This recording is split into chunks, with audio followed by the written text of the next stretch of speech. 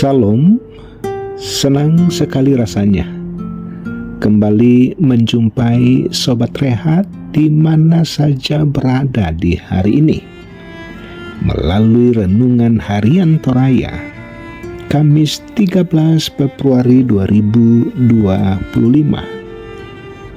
Dari hari ke hari, dari waktu ke waktu, firman Tuhan senantiasa hadir untuk memperlengkapi dan menuntun kita supaya kita menghidupi jalan dan kehendak Tuhan di kehidupan ini. Mari sambut firman Tuhan, kita berdoa.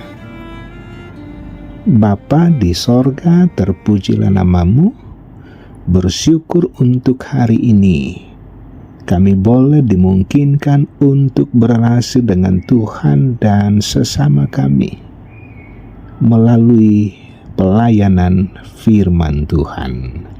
Layakkan kami menerima firman-Mu dan berbicaralah, kami sedia mendengar. Amin.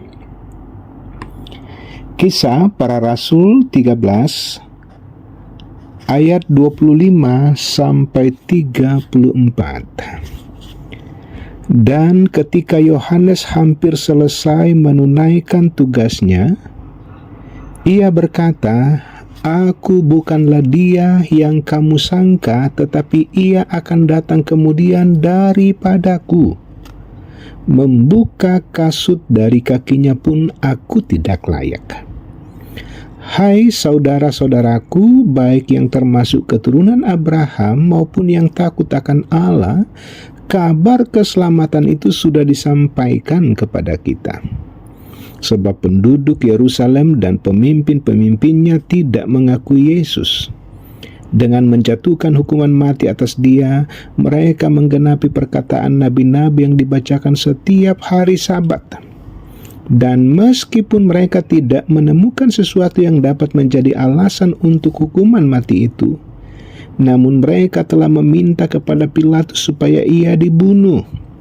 Dan setelah mereka menggenapi segala sesuatu yang ada tertulis tentang dia, mereka menurunkan dia dari kayu salib lalu membaringkannya di dalam kubur. Tetapi Allah membangkitkan dia dari antara orang mati. Dan selama beberapa waktu ia menampakkan diri kepada mereka yang mengikuti dia dari Galilea ke Yerusalem. Mereka itulah yang sekarang menjadi saksinya bagi umat ini. Dan kami sekarang memberitakan kabar kesukaan kepada kamu, yaitu bahwa janji yang diberikan kepada nenek moyang kita telah digenapi Allah kepada kita, keturunan mereka, dengan membangkitkan Yesus.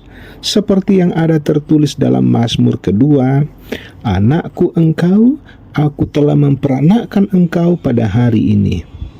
Allah telah membangkitkan dia dari antara orang mati dan ia tidak akan diserahkan kembali kepada kebinasaan. Hal itu dinyatakan oleh Tuhan dalam firman ini, "Aku akan menggenapi kepadamu janji-janji yang kudus yang dapat dipercayai, yang telah kuberikan kepada Daud." Amin.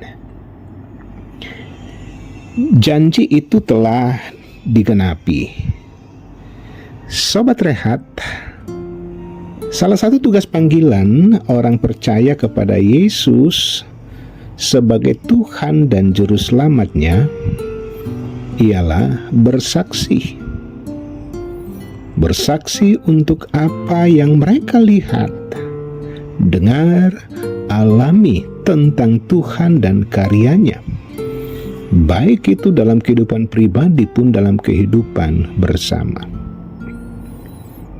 Demikian halnya tugas yang diemban oleh para Rasul Kristus, tidak terkecuali Paulus. Dalam rumah ibadat di Antiokhia yang dihadiri orang-orang Yahudi dari latar belakang non-Yahudi yang takut akan Allah, Paulus berdiri lalu mulai meriwayatkan karya keselamatan yang Allah kerjakan sejak semula hingga janji keselamatan yang digenapi dari keturunan Daud. Paulus begitu berani menegaskan bahwa Yesus Kristuslah yang dimaksudkan oleh Yohanes Pembaptis ketika ia berkata, "Aku bukanlah dia yang kamu sangka, tetapi ia akan datang kemudian daripadaku. Dialah yang telah dibunuh oleh mereka yang tidak mau mengakui dan menerimanya, namun telah dibangkitkan oleh Allah dari antara orang mati untuk menyatakan bahwa sungguh dialah anak Allah yang dikasihi." Paulus menegaskan bahwa janji tentang keselamatan itu telah digenapi. Keselamatan yang dari Allah itu telah sampai kepada kita di dalam Yesus Kristus, dan itulah berita yang diwartakan, disebarkan, dan disaksikan oleh mereka yang percaya kepadanya, termasuk Paulus. Janji dan penggenapan keselamatan dari Allah kepada bangsa Israel telah mewujud dalam Kristus, namun tidak lagi hanya untuk orang-orang Israel, tetapi kepada semua orang yang percaya kepada Kristus. Sobat Rehat, kalau janji keselamatan untuk segala bangsa itu telah nyata dalam Kristus, maka bukan hanya tanggung jawab Paulus dan para rasul untuk memberitakan, tetapi juga menjadi panggilan setiap kita, baik secara pribadi pun bersama-sama. Setiap anak-anak Tuhan mesti mematrikan dalam dirinya tentang kebenaran penggenapan janji itu, sehingga dengan tanpa ragu bersaksi tentang Injil Yesus Kristus. Gereja yang benar dan yang Tuhan kenan adalah gereja yang memberitakan Injil sampai Tuhan datang kembali. Amin. Mari berdoa. Tuhan, kami sungguh bersyukur firman-Mu di hari ini, bahwa kehidupan beriman kami bukanlah sebuah pengalaman perjumpaan dengan Tuhan, bahkan dari dalam firman-Mu, sebagai sesuatu yang hampa dan sia-sia adanya, tetapi melalui rasul-rasul Kristus, melalui murid-murid Kristus, sudah menyampaikan berita sukacita bahwa Tuhan Yesus adalah Tuhan dan Juru Selamat.